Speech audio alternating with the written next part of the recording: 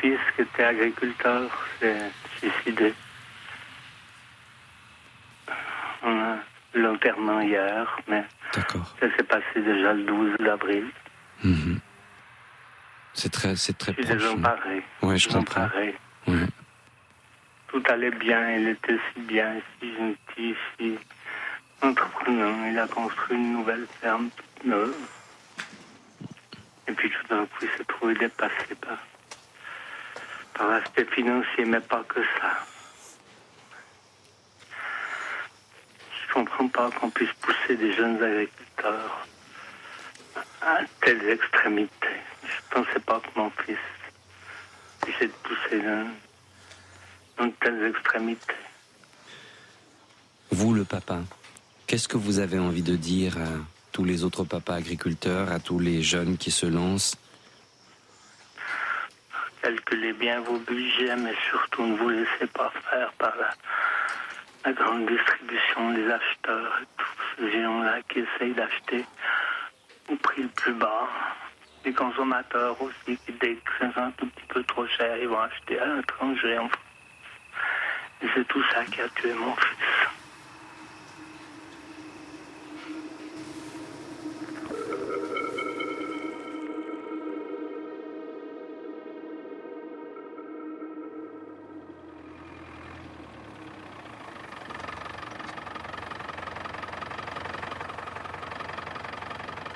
Plusieurs générations de Lamblais se sont succédées sur ce domaine agricole de Puydou, dans le canton de Vaud. Depuis le décès de son fils, Jean-François est submergé par un flot d'émotions où se mêlent abattement, colère et tristesse. Ce qui me met en colère, c'est la mentalité de la grande distribution. Cette mentalité qui est toujours achetée à la sous-enchère. Celui qui peut fournir au plus bas prix, il fournit. Les autres, vous avez qu'à vous adapter. Vous ne pouvez pas engager vous-même, on ne peut pas vous engager à la sous-enchère. Vous ne pouvez pas engager du personnel à la sous-enchère. Par contre, le travail du paysan, on a le droit de faire de la sous-enchère sur son travail, sur son salaire. Et ça me révolte.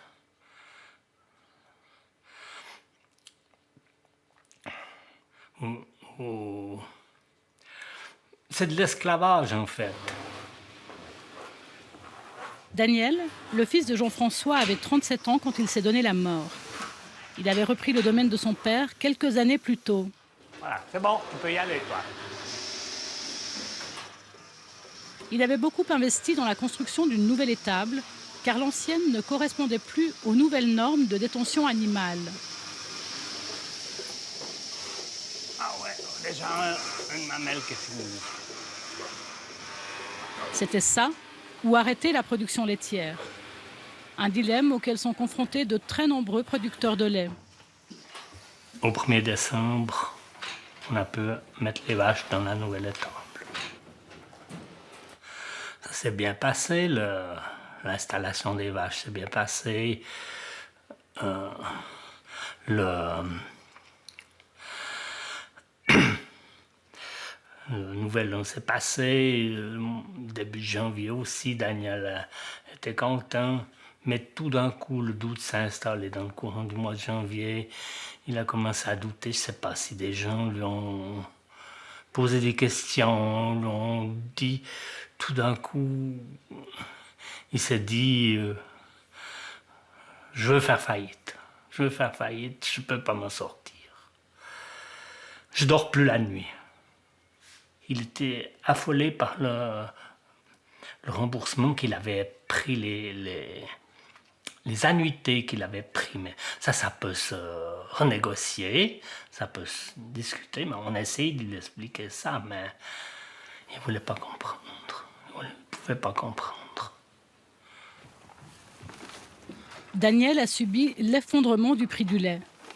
Entre le moment où il a établi son budget et celui où il a fini de construire sa ferme, le litre de lait a perdu 17 centimes, couvrant dès lors à peine ses frais de production. Il s'est retrouvé au pied du mur. pourquoi je n'ai pas vu venir. Oui, je le voyais malheureux, je le voyais trembler à table. Au petit déjeuner encore, il était avec nous. Je le voyais trembler, mais je n'ai pas vu venir, pas si grave. Le burn-out, mais bon, beaucoup de gens font des burn-out. Moi-même, je ne savais pas exactement ce que c'était. Ni le burn-out, ni la dépression, on en a beaucoup parlé, mais je n'ai pas vu venir, honnêtement. Le 12 avril 2016, Jean-François découvre son fils dans le silo de la ferme, où il est mort asphyxié par les gaz de fermentation. Ma belle-sœur cherchait Daniel. Elle m'a dit, Daniel ne répond pas à son téléphone, il faut le chercher. Puis j'ai rapidement fait le tour de la ferme. Et tout d'un coup, je me suis aperçu que le silo qui était fermé, était ouvert. Et là, j'ai dit, il est là. Je suis couru en haut de l'échelle. J'ai sauté dans le silo et c'était trop tard. Beaucoup trop tard.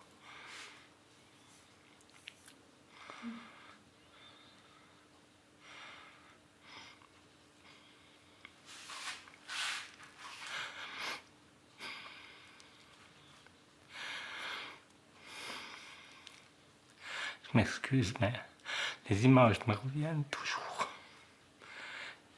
M'empêche pas mal de dormir aussi.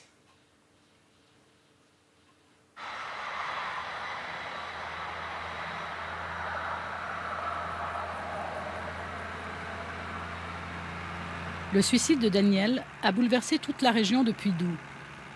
Ses proches, bien sûr, mais aussi les collègues et amis agriculteurs comme Marc-André Français. Ce décès tragique le ramenait à sa propre situation. Car à ce moment-là, il traversait lui aussi une passe très difficile avec son lait d'industrie.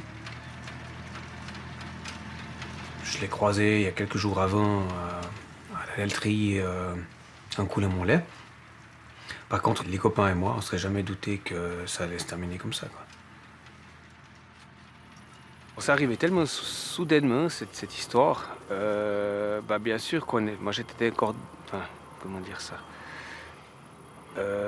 j'avais déjà commencé les légumes depuis longtemps. Par contre, c'est vrai qu'au niveau de l'atelier laitier, j'avais déjà des soucis et je me suis déjà posé plein de fois des questions. Et puis là, ça m'a interpellé de dire, voilà, on a un jeune de la région qui a la chance de pouvoir construire une ferme neuve. Il faut savoir que c'est des démarches d'environ 5 ans pour l'étude de la ferme, la mise en enquête et tout ça. Puis c'est une fois de notre vie, c'est pas 50 fois, quoi. Et puis finalement, cette personne-là, on a dit, ça y est, il a réussi, quoi. Et puis, paf, il arrive ça. Alors là, on se remet vraiment en question de dire, mais ça pourrait être moi, quoi. En tout cas, il faudra prendre pour midi, hein. Au moment de la mort de Daniel, Marc-André la vivait déjà en plein, cette remise en question. Car lui aussi, comme de nombreux producteurs de lait, était acculé à cause des prix en chute libre. 1 an plus tôt, il s'était lancé dans les légumes bio et la vente directe pour tenter de diversifier ses revenus et sauver ainsi sa ferme. Un pari qu'il n'est pas encore sûr de gagner, car la culture maraîchère subit elle aussi une forte pression sur les prix. La faute en partie à la concurrence étrangère. Ici, on est à 700 mètres d'altitude, donc on n'est pas dans la plaine du Rhône. Moi, j'ai pas une formation de maraîcher. Et on sait très bien, c'est clair que ce qui est maraîcher pour la grande surface, il a la peine à vivre. C'est comme du lait, quoi. Comme du lait d'industrie. Donc pour moi, c'était pas la peine de changer de production, d'avoir une deuxième production qui m'amène dans les mêmes problèmes qu'avant, quoi. Et puis, c'est parti, on va dire, un tout petit. Ça veut dire que je faisais mon jardin avant. Et puis, petit à petit, j'ai dit, ce jardin, il va se élargir un petit peu pour 2 ou 3 copains qui n'avaient peut-être pas forcément le temps d'avoir des légumes comme ça. Et puis là, ça m'a un peu interpellé. J'ai fait un peu de vente directe. Mais c'est vrai que la vente directe, c'est pointu. Ça demande beaucoup d'heures de présence. Puis petit à petit, j'ai entendu parler de ces paniers de légumes. Puis ça m'a bien plu comme système. Puis le deuxième but, c'était pas seulement de vendre des légumes, c'était aussi de ramener du monde sur la ferme, de recréer un lien entre producteur et consommateur. Ça, c'est trop ou bien? T'en poses quoi? Non, faut tracer. Ok, traçons. C'est vrai qu'il y en avait pas mal, hein? Le système consiste à livrer des paniers de légumes directement aux consommateurs grâce à des bénévoles qui viennent l'aider une fois par semaine. Pourtant, malgré cette main-d'œuvre qui ne lui coûte rien, Marc-André ne s'en sort toujours pas. Si on parle que de l'argent, on est autour des 10-15 francs de l'heure, quoi. Maximum. Donc c'est clair que je sais pas qui c'est qui accepterait de travailler pour, ils ont 10 francs de l'heure, quoi. On est au patron. Oh, les pâtissons, qui c'est qui veut les pâtissons? Non, on va plus mettre plus de curry. Il en restait encore? Non, j'ai tout utilisé. J'ai commencé à travailler un petit peu à côté. Parce que pour l'instant, je peux pas faire autrement, quoi. Donc j'ai pas le choix, je dois trouver un salaire d'appoint en attendant que ça reparte, quoi. Ce salaire annexe, Marc-André le gagne en travaillant chez une collègue maraîchère, Laetitia Roset. Elle aussi a été bouleversée par le décès de Daniel Lamblay, son voisin et ami d'enfance.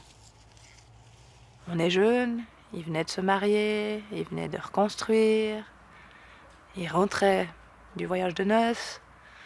On ne peut pas imaginer ce genre de choses comme ça. Moi, il y a une autre chose qui m'a extrêmement choquée, c'est que le soir même de l'accident, on est descendu trouver les parents. Et là, son papa nous dit c'est le 4e de sa volée. Mais ça m'a vraiment frappée de me dire, mais on n'a pas 40 ans, il y en a déjà 4 de partis. C'est trop, c'est énorme, c'est trop. Donc, c'est de là que je me suis dit, mais peut-être qu'on pourrait essayer de faire un peu du bruit. Ils sont plus étroits. Et du bruit, ces jeunes paysans vont en faire. Car pour eux, il y a eu trop de suicides. Il faut donc tirer la sonnette d'alarme et alerter l'opinion publique. Ils vont d'abord s'exprimer dans la presse écrite. La ligne de cœur, Jean-Marc Richard.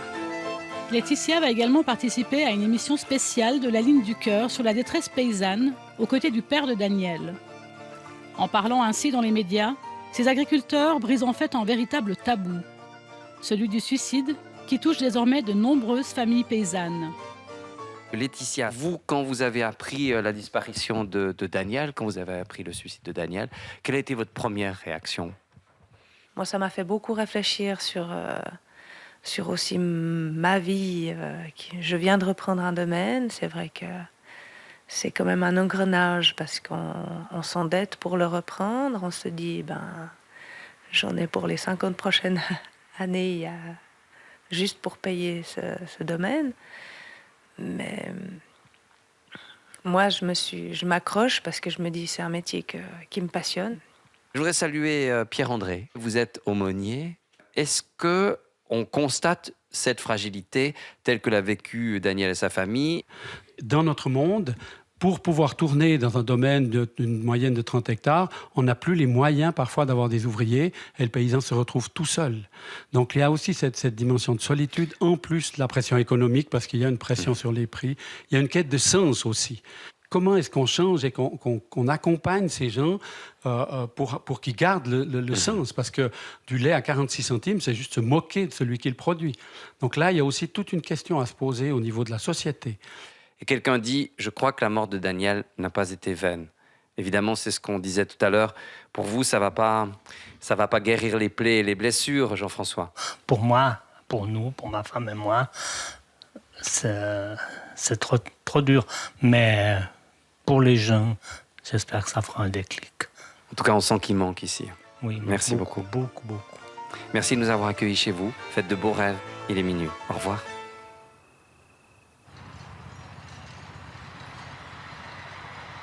Garder le sens de son travail. Pas toujours facile quand le prix payé aux paysans ne couvre même plus ses frais de production. Marc-André en a fait l'amère expérience. Mois après mois, il perdait de l'argent. J'ai pris la décision d'arrêter la production laitière. Donc j'ai vendu mes vaches sur 2 jours, tout le troupeau est parti. Ça a été très vite, puis ça n'a pas été assez vite. parce que moi j'étais dans une situation d'urgence où chaque jour qui passait, c'était les trous qui se creusaient un petit peu plus, quoi. Donc à un moment donné, ça presse, quoi. Il faut pas attendre encore 2 ans, il faut agir, quoi.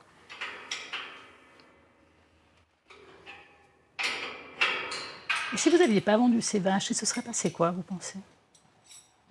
Une faillite. Probablement. Je pense que j'aurais été assez solide pour pas péter un câble, comme on dit. C'est pas sûr, on n'est jamais sûr, mais probablement, mais je pouvais pas continuer comme ça.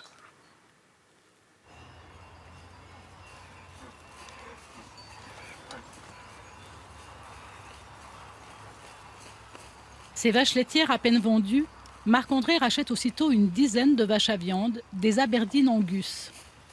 Il ne se voyait pas faire autre chose que de l'agriculture. Chez les paysans, l'attachement à la terre, à ce patrimoine qu'on transmet de génération en génération, est viscéral. Ah, elles sont contentes, hein? L'abandonner serait un échec, ou pire, une honte. Pendant cette période de transition difficile, Marc-André a fait appel au pasteur Pierre-André Schütz.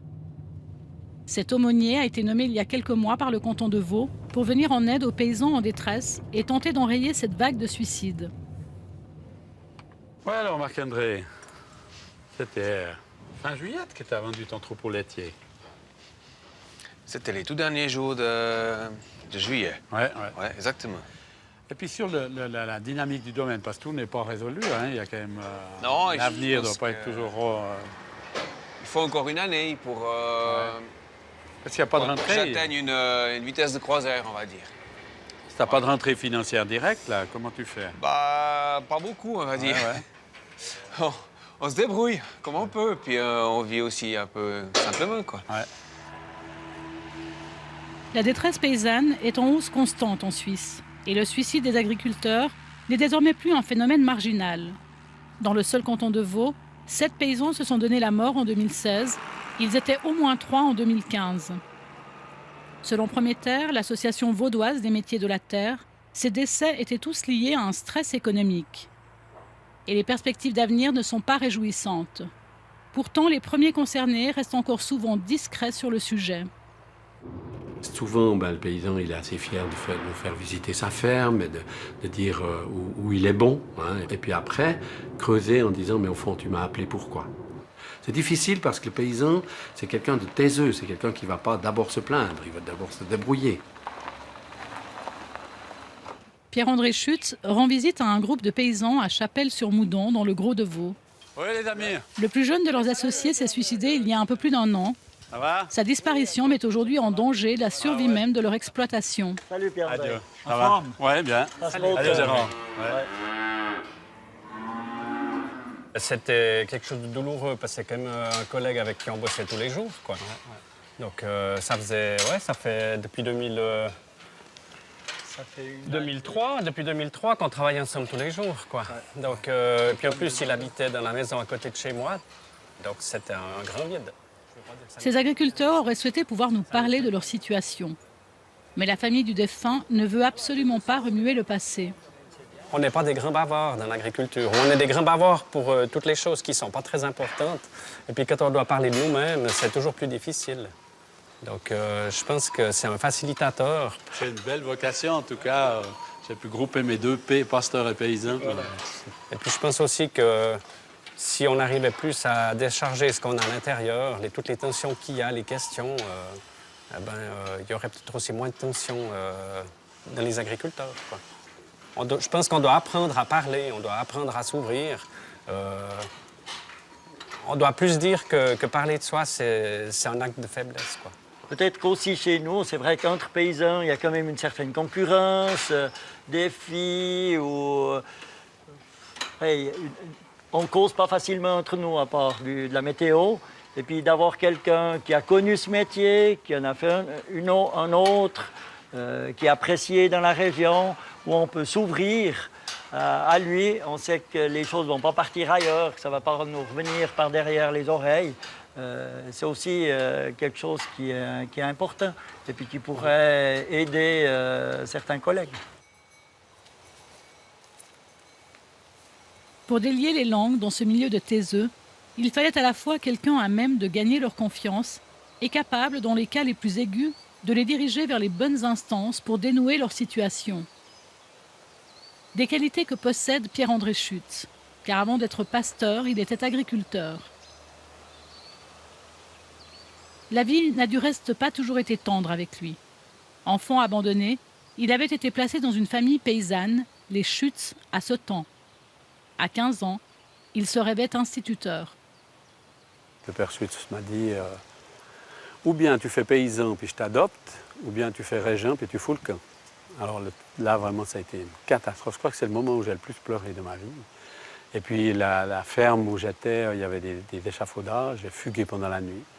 Et puis je me suis retrouvé dans cette forêt à pleurer, les larmes de la terre, à m'endormir finalement. Et puis revenir le matin, le jour était levé, et puis mais silence absolu en arrivant dans la cuisine. Ma mère m'a juste essuyé les feuilles mortes de mon dos et m'a dit « va déjeuner ». Et puis là, le père Schütz m'a dit « tu as 3 jours pour choisir, ou bien tu restes, ou bien tu fous le camp ». Après ces 3 jours, évidemment, j'ai décidé de rester. Et puis alors j'ai eu de la chance parce qu'il fallait dire quand même que cette famille Schütz, le père en particulier, c'était un pionnier dans le monde agricole, c'était un paysan hors norme. Et alors il m'a fait aimer ce métier. Les paysans qui vous appellent, Pierre-André, ils appellent qui? Ils appellent d'abord le paysan. Alors ça, je m'en suis rendu compte. Bon, il y en a quelques-uns, ils savent que c'est l'église, etc. Mais d'abord, c'est le père, P.A.I.R., celui qui a aussi mangé la vache enragée quand il était jeune, etc.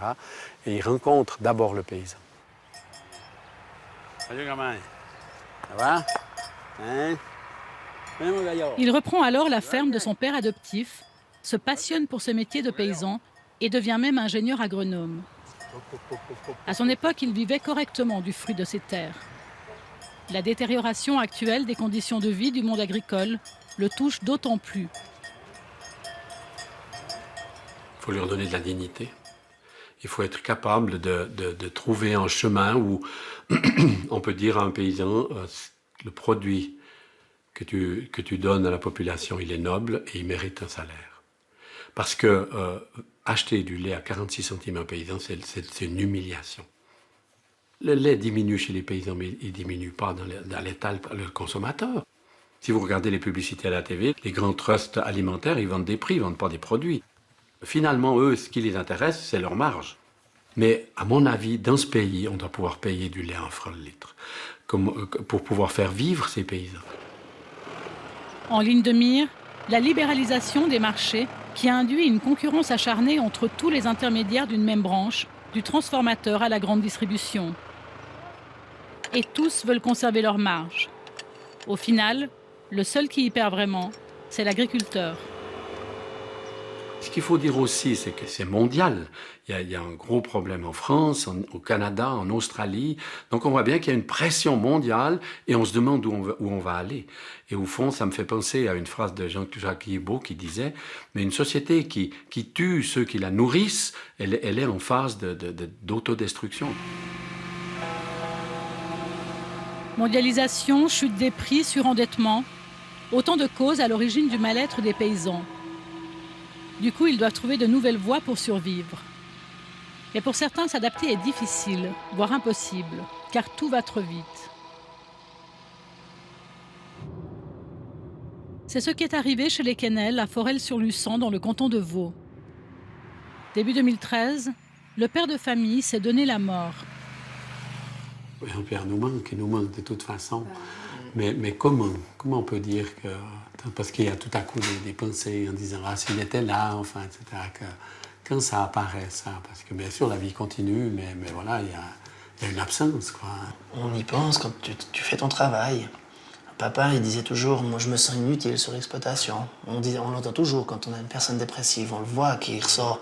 Puis moi, qui suis à présent tout seul, quand ma maman n'est pas là, et puis l'apprenti, il est au cours, et puis tout ça, je vois vraiment... On s'aperçoit, quand la personne n'est plus là, à quel point cette personne-là faisait énormément de choses. Des fois, lui, il avait l'expérience pour faire certaines choses. Lui, il pouvait le faire beaucoup de tête, facilement. Moi, je suis obligé de faire un peu de recherche pour arriver à faire le même travail. C'est vrai que c'est impressionnant. Et puis, c'est vrai que ça rumine, ça. Ça fait ruminer, alors. Ah bah toi, c'est vrai que il fallait déjà 2 ans, 2 ans et demi pour m'habituer à pas entendre les voix, tu vois. Et puis ouais, tous les jours, tu as une pensée, tous les jours, tu te dis, ah bah attends, papa, il aurait dit ça, papa, il aurait fait ça. Ya? Il est où ton petit Brauna? Eh, ah oui, elle est là. Ouais, c'est bon. Depuis, c'est Mathieu, le fils, qui a repris le domaine, épaulé par sa mère, Edith. 1 an avant la mort du père, la famille avait décidé d'abandonner la production laitière pour faire de la viande. T'as chaud, hein? Sur l'idée, il était tout le temps d'accord. Mais lorsqu'on s'est lancé vraiment concrètement là-dedans, lui, il a commencé à prendre peur. Parce que c'est vrai qu'au début, il ne se rendait pas compte que la paye de lait, c'était tous les mois une somme qui descendait, qui tombait sur le compte courant. À présent, c'est clair que j'ai plus forcément une somme fixe qui tombe tous les mois. Par contre, les factures, elles tombent tous les mois, il n'y a pas moyen. Ça, on peut faire ce qu'on veut, elles arrivent de toute façon. Hein. Mais lui, il a commencé un peu à prendre peur vis-à-vis de ça. Puis c'est vrai que c'est ça qui a fait déjà un petit peu le premier élément déclencheur de sa dépression.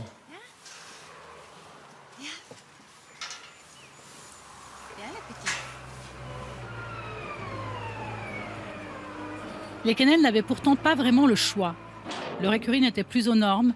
Il aurait fallu engager près d'1 million de francs pour construire une nouvelle étable. Un investissement périlleux, alors que le prix du lait ne cessait de baisser. Lui, il avait cette éducation que c'était avec le lait qu'on faisait de l'argent et puis que tu avais un salaire qui était une sécurité. Ça, il avait reçu depuis ses parents. Ça a toujours eu un paysan. Il a des vaches laitières et puis il a un paye de lait au bout du mois. Et puis c'est quelque chose qui est là. On sait qu'on peut payer des factures avec ça. Alors tu enlèves ça. Après, il est arrivé à 63, 64 ans, 65 ans, ça veut dire c'est le jeune qui reprend, qui est le patron. Et lui, il est plus que le grand-père. C'est vrai que tu as connu un homme qui fonçait, qui était travailleur, qui avait toujours plein de projets, qui réfléchissait 2 jours, qu'on discutait et après on fonçait. Et tout à coup, vous avez quelqu'un à côté de vous qui dit non, non, si vous faites ça, je viens malade. Non, vous n'avez pas le droit de faire ça. Non, moi je veux pas, ça me fait peur. Et puis après, si on fait faillite, tu enlèves les vaches laitières, on fait faillite.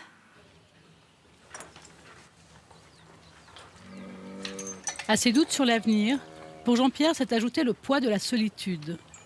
Son fils Mathieu était alors en formation. Pour cet homme habitué à travailler en famille, c'est la spirale de l'isolement. Une réalité sur de nombreuses fermes aujourd'hui, car il n'est souvent même plus possible de payer un ouvrier. Jean-Pierre perd alors pied et n'arrive plus à gérer l'exploitation.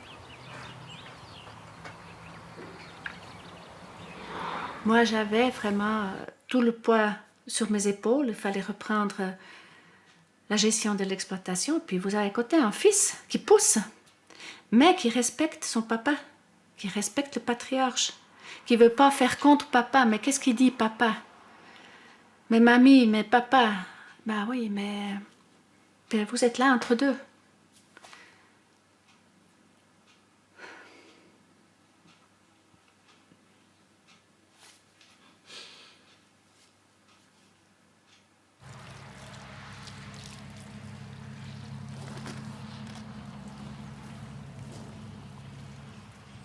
Jean-Pierre, c'était un peu un philosophe, mais il avait un côté suisse-allemand. On a toujours fait comme ça, un peu. En pensant à Jean-Pierre, justement, vous diriez des fois que ça change trop vite dans ce monde agricole aujourd'hui. Oui. Alors, c'était typiquement ça. Ça a été à une vitesse folle. Et puis, quand vous avez... À un moment donné, si vous vous mettez dans la peau de Mathieu, il fallait y aller, quoi. Il a fait dans mon premier CFC de mécanicien, puis ensuite passionné d'agriculture, compétent, un merveilleux paysan. Mais s'il veut tenir le coup, il faut y aller, il faut foncer.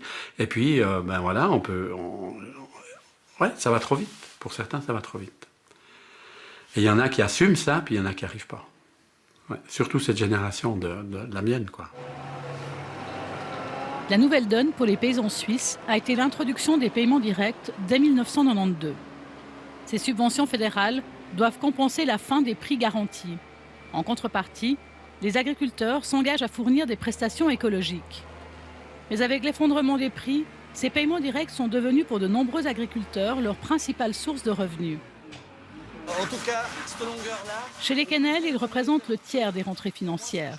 Mais pour les obtenir, il faut suivre des règles de plus en plus strictes. On a tellement d'exigences, de paperasse, de trucs à suivre, dans tous les sens, que ce soit animaux, vous avez piqué un animal parce qu'il avait de la température, vous devez le surveiller, il faut tout marquer, il faut noter, il faut marquer les dates. On a même une feuille où on doit marquer tous les jours, si on sort les vaches, on n'a pas le droit de marquer en avance, c'est d'un compliqué incroyable. Donc quand il y a le contrôleur qui arrive vers vous et puis qui vous dit est-ce que vous avez tout en ordre, mais même vous, vous savez pas. Nous, on devrait être tout le temps là, tout le temps prêt pour ces personnes. Puis pour mon papa, c'est juste impossible. Lui, d'avoir constamment cette pression, ce sentiment d'avoir quelqu'un dans l'ombre, parce que pour finir, c'est un peu ça qu'on vit. On a l'impression qu'on a quelqu'un dans l'ombre qui est juste derrière nous, qui se tient prêt à vous sauter dessus dès que vous êtes en situation de faiblesse. Puis ça, c'est vrai que pour mon papa, c'était quelque chose qu'il le ressentait couramment. Depuis le suicide du père, le domaine survit, mais la partie n'est pas gagnée. Mathieu travaille pour d'autres paysans avec ses machines agricoles et sa maman enseigne dans une école d'agriculture. Des activités annexes indispensables pour tourner et qui sont devenues réalité pour 3 agriculteurs sur 4. On est à 150% là-dedans, ça c'est clair. Alors, je compte pas mes heures, hein. C'est des journées incroyables, c'est hallucinant. On fait des journées à ne plus voir la fin des fois. Mais je dirais, actuellement, en moyenne, je suis à 11 heures par jour. Parce qu'aujourd'hui, si je comprends bien, votre maman, elle fait un gros travail encore sur la ferme. Oui, elle fait quand même... elle fait 60, moi je dirais un 60% d'un ouvrier, je pense. En tout cas, 60, 70%, il n'y a pas de souci. Que vous rémunérez? Absolument pas. On rémunère à grands coups d'amour et d'affection.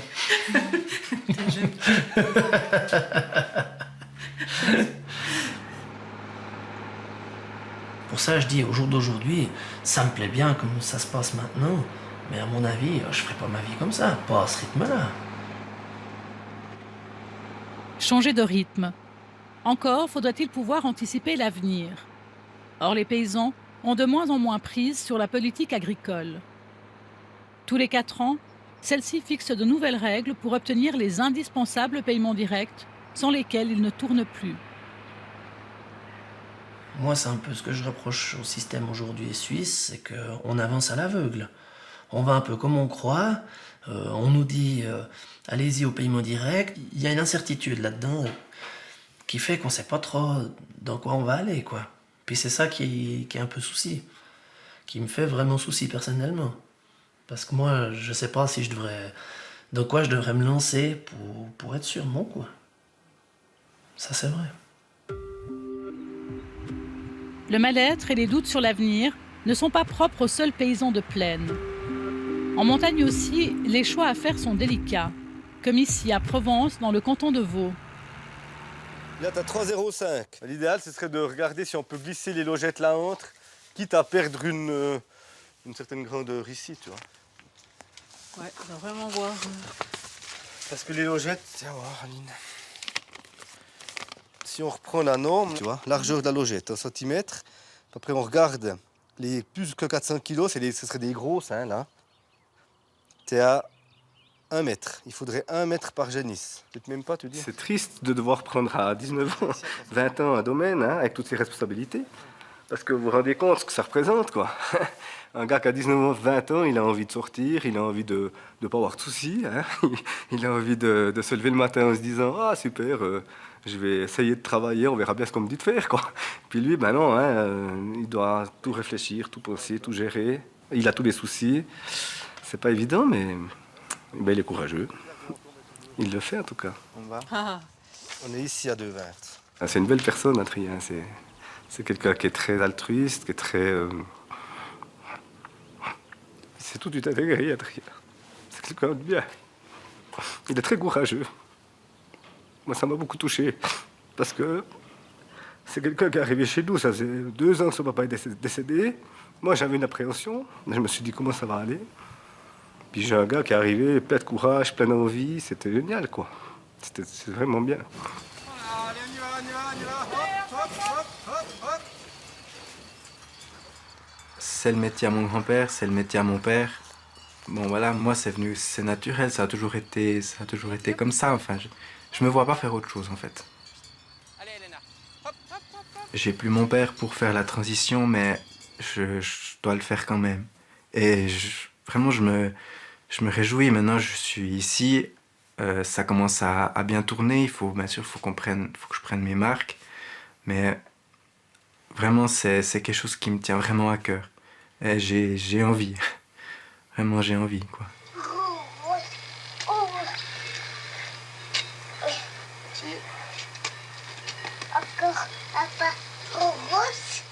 Gilles, le père d'Adrien, avait repris le domaine de son propre père. Ici, on fait du lait pour la fabrication du gruyère.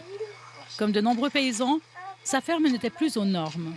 Il fallait donc rénover ou construire à neuf. En 2012, Gilles s'est lancé dans la construction d'une nouvelle étable à côté de l'ancienne. C'est vrai qu'on travaille tous les jours dedans. On est ici toute l'année avec les vaches.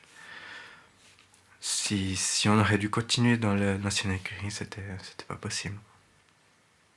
Alors voilà, c'est mon père qui avait fait cette démarche.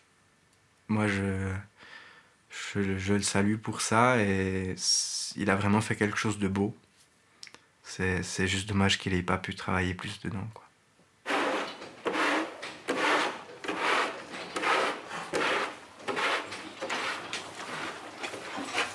Il a fait tout ce qu'il a pu avec les armes qu'il avait, mais il y a un moment donné où il s'est laissé rattraper, déborder. Et puis sa sensibilité y est pour beaucoup. Je pense que... Oui, je comprends qu'à un moment donné, ça y a fait peur aussi, la technologie, la nouvelle technologie de la ferme, c'était pas évident, c'était pas fini, il y a plein de choses à mettre en place, plein de choses à assimiler, on avait fait des papiers un peu partout pour pas se tromper. C'est pas évident, ça se passe pas très bien quand on commence, parce que les vaches, elles ont pas l'habitude, elles donnent pas leur lait, il faut avoir de la patience. Et puis après, au bout d'un mois, ben, c'était bon, elles donnaient leur lait et tout, mais lui, il n'a pas donné le tour. Voilà.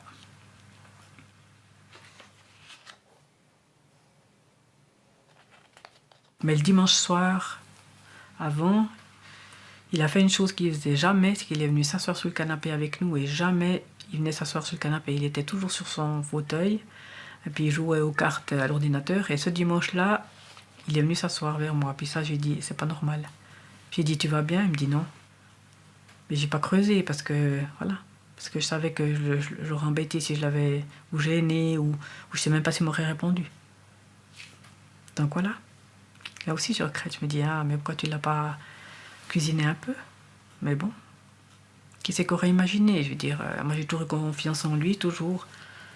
Donc voilà, on l'a pas regardé sous le bon angle parce qu'on ne pensait pas du tout à ce geste.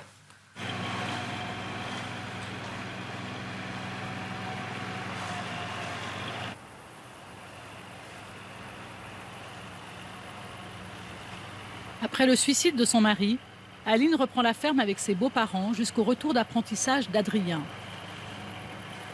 Aujourd'hui, ils travaillent côte à côte sur l'exploitation.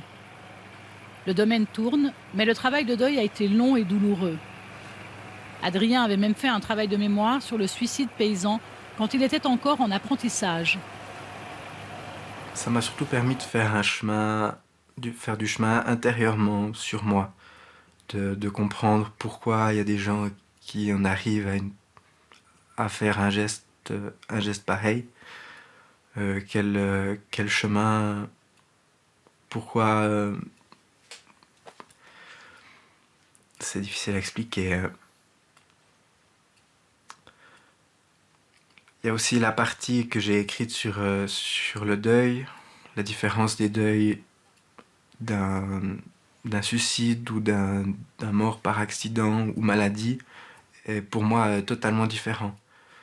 Et ça, avant, je l'avais pas vraiment remarqué, mais c'est vrai que on peut pas, c'est pas du tout le même deuil, on n'a pas du tout, c'est pas la même douleur, si j'ai envie de dire. C'est de la douleur, mais c'est pas de la douleur, parce que quand c'est un suicide, il y a de la douleur et de la colère, parce qu'on est en colère quand la personne qui a fait ça. Et cette colère, il y a bien des gens qui l'extériorisent différemment. Moi, j'ai de la peine à l'extérioriser. On sent qu'il y a un profond malaise dans tout, et puis le gros problème, c'est qu'on a de la peine à parler. Il n'y a pas tout le monde qui va dire ah dis donc, j'ai un problème, est-ce que tu pourrais pas m'aider, parce que le paysan est trop fier pour aller dire ça, pour montrer sa faiblesse. Parce que tout le monde a une faiblesse. Moi aussi. Mon papa, il en avait aussi. Ma maman, elle en a aussi. Tout le monde en a une. Mais c'est difficile à l'exprimer. Et des fois, c'est vrai qu'il faut pouvoir se faire aider. Alors maintenant, il faudrait trouver une solution pour défaire ces tabous. Je sais pas s'il y a une solution miracle. Moi, je l'ai pas. Mais j'aimerais bien essayer de travailler là-dessus. Rendre attentifs les gens. Que c'est pas toujours la belle vie, de loin pas. On est pressé d'un côté par les prix qui dégringolent sur certains produits, et c'est très difficile financièrement, c'est difficile moralement, parce qu'on nous tient aussi avec les paiements directs, les contrôles et tout ça, ça fait peur à beaucoup de monde. Et puis il y en a des... ils s'empêchent de vivre, ils se sentent serrés. Des fois, j'ai l'impression qu'on a un petit peu des pantins, parce qu'ils nous enlèvent un petit peu des paiements directs là, ils nous obligent à aller dans des réseaux écologiques, parce qu'autrement on va pas tourner, ils font un petit peu ce qu'ils veulent de nous. C'est un petit peu mon sentiment, mais bon, on est obligé de suivre un petit peu leurs directives, autrement on meurt. Laura, hop, voilà, viens. Malgré ces contraintes, Aline et Adrien ont une situation financière saine. Car leur lait est destiné à la fabrication de gruyère, mieux payé que le lait d'industrie. Mais l'avenir demeure incertain. Exemple, les ventes de gruyère ont baissé à l'étranger, la faute au franc fort. Effet immédiat, la filière du gruyère a réduit de 10% ses commandes de lait aux producteurs comme Aline et Adrien. On a un prix avec lequel on arrive à tourner, avec les exigences du cahier des charges du gruyère. On est obligé, hein. On est obligé d'avoir ça. Voilà, il y a toujours une question sur l'orientation de la production. Si on doit, pour l'instant, moi je veux traire, alors je vais continuer de traire. Mais si vraiment dans un moment, et c'est ce que beaucoup de paysans font, c'est que surtout ceux qui sont en lait d'industrie, ils vendent leurs vaches et puis ils achètent des vaches allaitantes, quoi, parce que c'est juste plus vivable avec le lait, quoi. Et ceux qui veulent rester dans l'agriculture, c'est un des échappatoires, quoi. Moi, je veux continuer de traire, donc je vais pas... Pour l'instant, je me pose encore pas la question, réellement. On a un bâtiment qui est neuf, fait pour des vaches laitières, on va continuer. Tant que ça tourne, on avance. Bonne journée.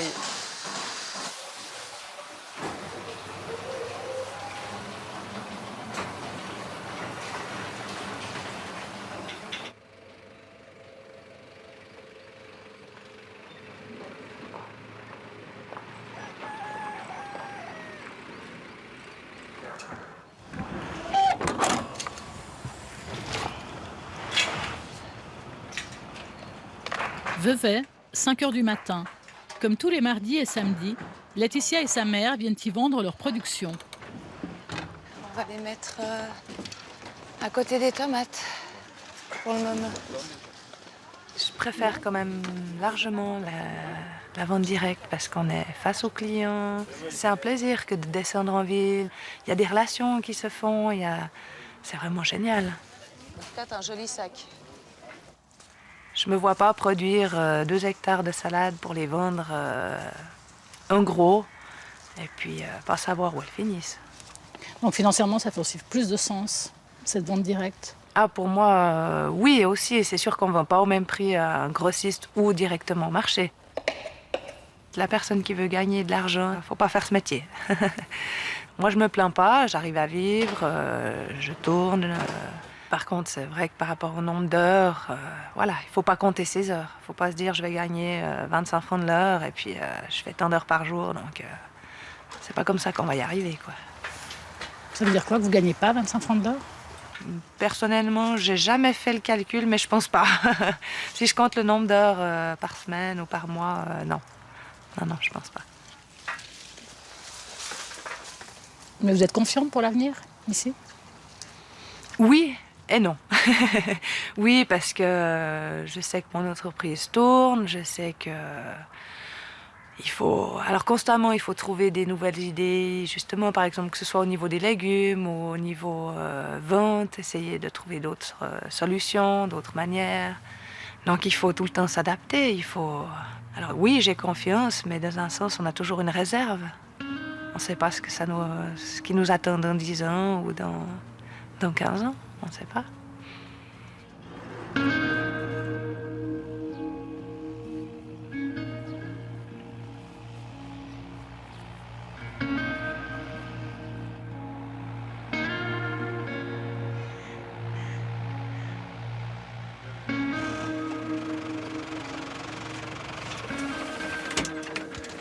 Sébastien, tu as trouvé des cailloux?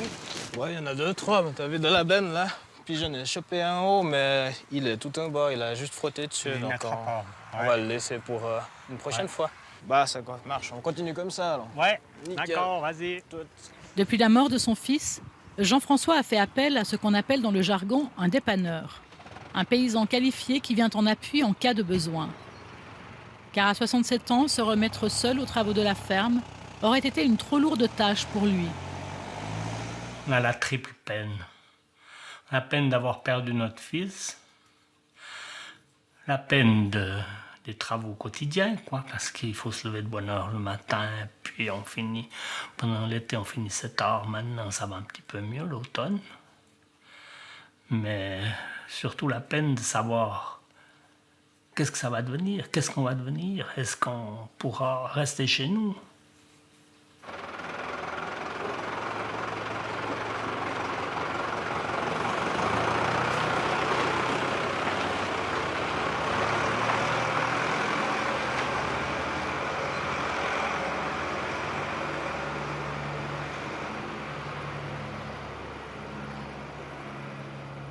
Avec Claudine, ça se passe bien, vous vous soutenez On a des hauts et des bas, quoi.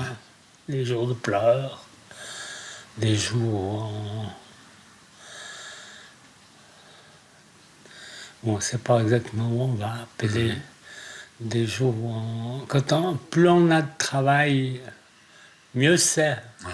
Plus on oublie, plus on est dans le rythme. Mais maintenant, le fait d'être complètement arrêté à cause de mon épaule, ça va pas bien. Ouais, plus de temps pour méditer. Ouais. T'es en colère contre Dieu? Non, je suis pas en colère, j'ose pas. T'oses pas? Mais t'as le droit. Mais souvent, je prie pour dire, redonne-nous notre Daniel. Ouais. Ça, c'est pas possible, hein. On sait jamais, il faut avoir la foi. Ouais.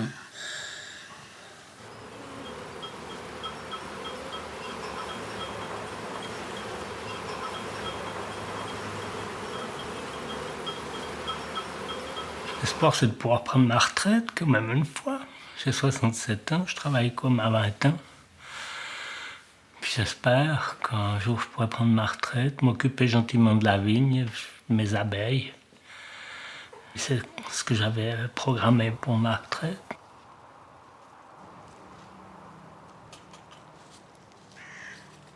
Pourra-t-on enrayer cette vague de suicides qui meurtrit la paysannerie suisse? Difficile à dire, d'autant que le phénomène est mondial et seul un sursaut politique généralisé pourrait le permettre. Mais la tendance actuelle vers toujours plus de libéralisation des échanges commerciaux n'est pas pour rassurer les paysans. Moi, je crois qu'on est dans une civilisation qui est en phase de décadence. Et si on analyse un peu, tous les gens, parce qu'il n'y a pas que les paysans, hein, tous les gens qui sont en contact avec la matière première, les secteurs primaires, dans toutes les civilisations en décadence, ils ont été écrasés en premier. Et là, on voit les maraîchers, on voit les vignerons, mais on voit aussi les petits commerçants qui sont de plus en plus écrasés. Et si on pouvait redonner une dignité pour que ces gens puissent marcher debout, en marche, c'est la définition du bonheur chez les Juifs, hein, debout et en marche, mais la tête haute en disant je sers à quelque chose, je ne suis pas quelqu'un qu'il faut éliminer parce que je coûte trop cher.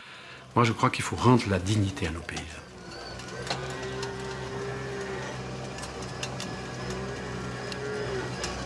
Nous, on a le feu encore, on aimerait bien continuer. Après ça, j'espère qu'on peut continuer jusqu'à ce que la politique agricole peut-être nous étouffe, quoi, nous dit stop, fini. Mais est-ce que c'est bien avoir un pays sans agriculture? Quand on ne pourra plus? Ou bien qu'il y aura juste 2 ou 3? Je sais pas.